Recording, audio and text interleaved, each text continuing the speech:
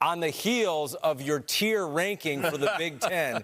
It swept the nation. It was so popular. Ohio State was so close. It was so close to yesterday. Tier, so yeah, close. exactly. We're going to do that with the nation now, the best teams in the country. And so we got Michigan, we got Gonzaga, two of the top teams in the country. But from what we have seen so far, which teams have a realistic chance of winning the national title? That is the discussion. How deep does that list go? I think for me, Donnie, it's about 5 teams. Yeah. And then I think there's separation from these 5. And when I'm looking at these 5, I'm going to take your alma mater because your alma mater is, we'll call it steamboating or steamrolling teams UConn's right now. UConn's in, no question about it. This Michigan team. In.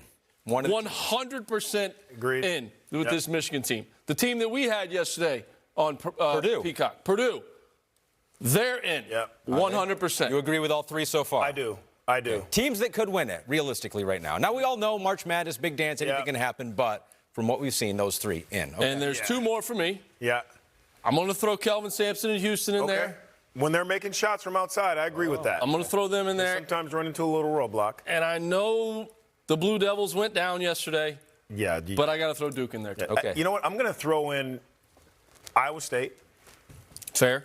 Body of work. You look who they're not afraid of anyone. They have all the pieces. And a team we're going to see today in Gonzaga. Oh, they have long wings. They have size inside. They have guys who can set the table and mark few. I mean, so the second fastest is 750 wins in the NCAA history. That is tremendous. That tells you he knows no matter who he has out there, he knows how to put him in a winning position. So right now you're safe saying that there are 7 teams that you could realistically see win the title. I would say 7. So how can you have Purdue in and the team that beat them on their floor by 23, Iowa State not in that? We all have bad nights. We all have bad nights. May have been the best thing that happened to that team to hit reset a little bit. I'll say this. And it's specifically about Michigan, and I would throw UConn in that mix as well.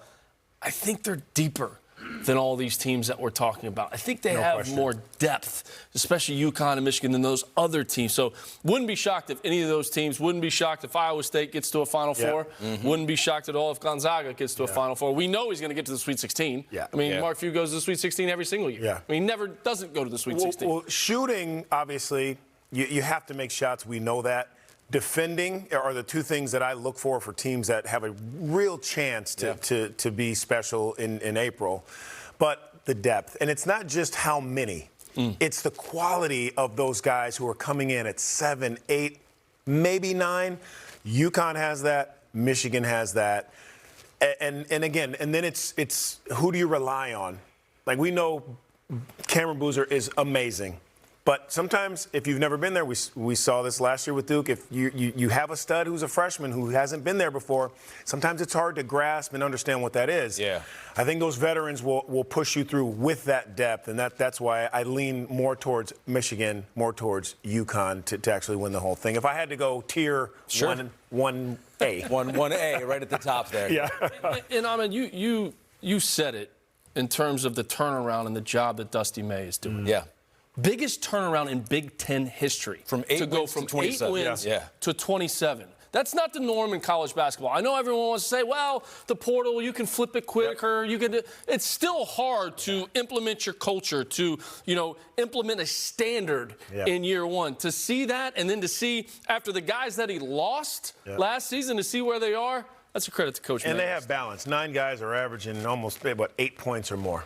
I mean, that's your balance. I don't think that's a problem. Some coaches say you got to trim that down a little as you get into conference play.